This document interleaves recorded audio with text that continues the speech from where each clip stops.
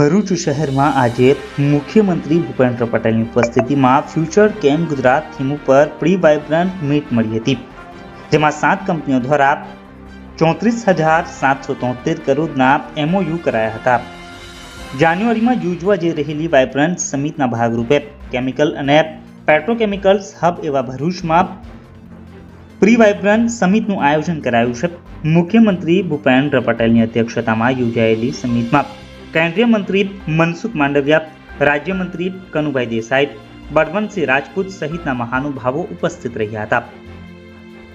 મહાનુભાવો ઉદ્યોગકારોની ઉપસ્થિતિમાં મુખ્યમંત્રીએ સવારે 9:30 વાગ્યે ભરૂચની હોટલ હયાતમાં મીટનું ઉદ્ઘાટન કર્યું હતું, જેનો વિષય ભવિષ્યનું કેમિકલ ગુજરાત અને તેને આકાર આપવામાં કેમિકલ્સ અને પેટ્રોકેમિકલ્સ ઉદ્યોગોનું યોગદાન છે. Bharuch pre vibrant summit 3 technical સેશનમાં યોજાયું હતું, જેમાં 7 કંપનીઓ 34,733 કરોડના MOU કરાયા છે.